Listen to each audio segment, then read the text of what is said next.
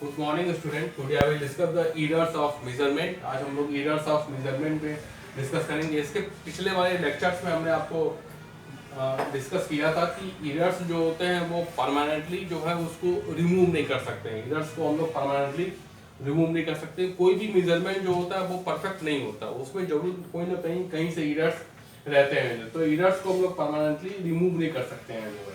दूसरी बात कि एरर जो होते हैं वो थ्री टाइप्स के होते हैं। There are three types of the errors. पहला हमारा होता है ग्रॉस एरर्स, दूसरा होता है मेरा जो है रैंडम एरर्स, और तीसरा जो होता है वो मेरा सिस्टमैटिक एरर्स होते हैं। There are the three types of the errors, gross error, random error और सिस्टमैटिक एरर्स। तो मैंने जो है वर्चुअल क्लासेस में तीनों एरर्स के बारे में हमने डिस्कस किया था कि सिस्टमैटिक एरर्स क्या होते हैं, रैंडम एरर क्या होता है और ग्रॉस एरर क्या होता है।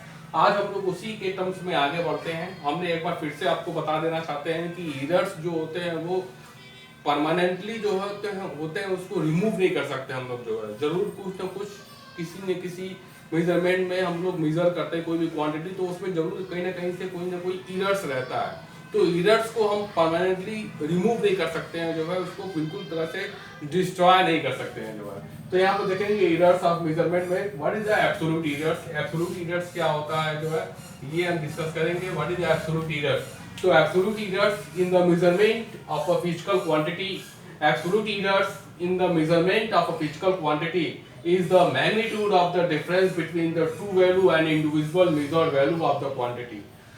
Absolute errors की definition आप लोग पहले नोट कर लें। Absolute error क्या होता है? Absolute error in the measurement of a physical quantity, किसी भी physical quantity का जो measurement हम लोग करते हैं, किसी भी फिजिकल क्वांटिटी का, कोई भी फिजिकल क्वांटिटी रहे, अगर उसका मेजरमेंट करते हैं तो उसमें जो डिफरेंस होता है उसकी जो एक्चुअल वैल्यू होती है, जो ट्रू वैल्यू होती है, जो चीज वैल्यू उसमें मेंशन होती है वो वैल्यू, और हम उस फिजिकल क्वांटिटी का मेजर करते हैं इंडिविजुअली उस क्वांटिटी का मेजर करते हैं, तो दोनों में क्या डिफरेंसेस आता है? The difference between the true value and measured value, that is known as the absolute errors. यानी अगर हमने एक जैसे मान लेते हैं, अगर हमने कोई एक पैकेट हमने शुगर खरीदा, तो शुगर का पैकेट हमने लिया, उसमें 1 kg मेंशन है, तो दैट इज द ये ट्रू वैल्यू हो गई।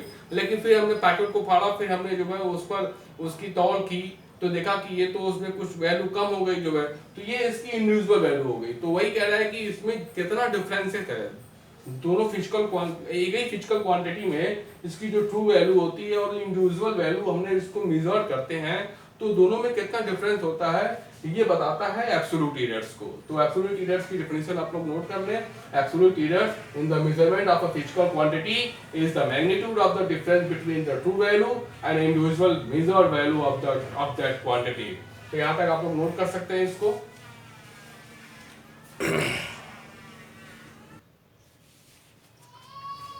नाउ एब्सोल्यूट एरर्स, इसकी क्वांटिटी को हम लोग कैसे जो है वो मेजर करेंगे जो है यहां देख लेंगे। Let a physical quantity be measured, let a physical quantity be measured n times. यानी अगर हम कोई भी फिजिकल क्वांटिटी लेते हैं किसी चीज का और उसको हम n टाइम्स जो है वो मेजर करते हैं। Let a physical quantity be measured n times, let a physical quantity be measured n times, let the measured value is a1 a2 a3 and so on dot dot an, let the measured value be a1 a2 a3 and so on dot dot an, then the arithmetic means of this value।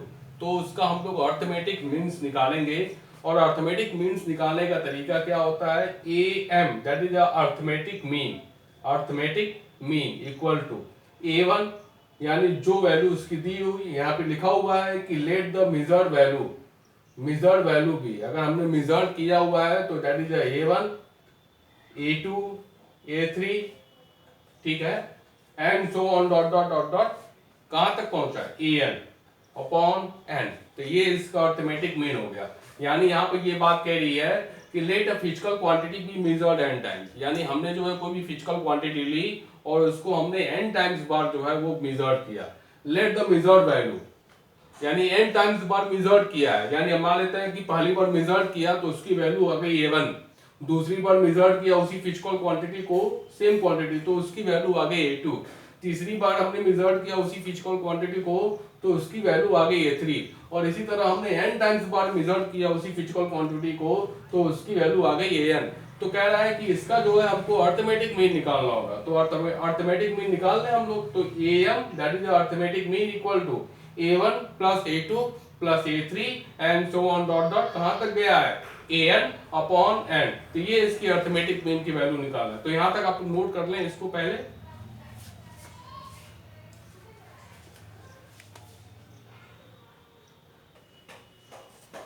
Now bye the definition अगर हमको absolute इरेट्स निकालना हो तो हम लोग कैसे निकालेंगे।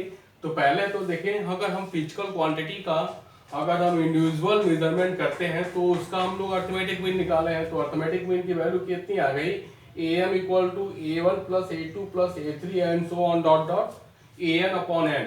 That is arithmetic mean आ गई जो है। अब हमको एब्सोल्यूट इरेट्स निकालना है, यानी इसकी ट्रू वैल्यू में से हमको जो मेजर्ड वैल्यू होगी वो हमको क्या करना है, घटाना होगा। तो by the definition absolute error in the individual measured value of that quantity are, तो डेल्टा A1 मतलब क्या है, इसका डिफरेंसेस है। This is the symbol of the differences. Delta A1 equal to AM that is arithmetic mean minus AN, यानी जो इसकी individual value दी होगी A1 हो गई। इसी तरह delta A2 that is AM minus A2।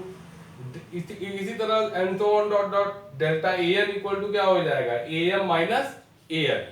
तो ये इसकी इंडिविजुअल एब्सोल्यूट वैल्यू की वैल्यू जो है हमारी आ गई जो है, ये सब के सब जो है इंडिविजुअल वैल्यू आ गई और इनकी जो है डिफरेंसेस की वैल्यू हमको फाइंड आउट हो गई जो है।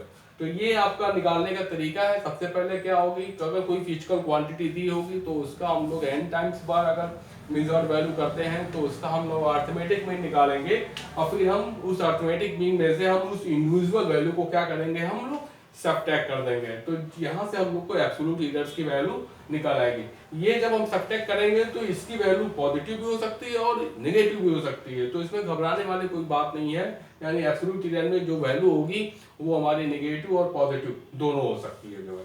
तो दैट फिनिश जो है, तो एब्सोल्यूट इरेट्स हमने आज के टॉपिक में हमने सीखा कि क्या होता है एब्सोल्यूट इरेट्स, और इसके बेसिस पर हम लोग क्वेश्चन भी लगाएंगे। लेकिन उसके पहले हम लोग जो है मीन वैल्यू के बारे में भी जानेंगे जो है। लेकिन आज के लिए हम लोग इतना काफी है। तो एब्सोल्यूट इरेट निकालने का तरीका हमने बता दिया और ये वैल्यू कैसे निकलती है ये हमने अर्थमेटिक मीन के द्वारा हमने बताई है बात आपको जो है, और इसकी इंडिविजुअल वैल्यू कैसे निकालते हैं ये भी हमने बता दिया आपको जो है। और ये वैल्यू इसकी एब्सोल्यूट इरेट्स की वैल्यू हमारी मे बी पॉजिटिव और मे बी नेगेटिव दोनों हो सकती है जो है। तो आज के लिए इतना बहुत है। Thank you very much.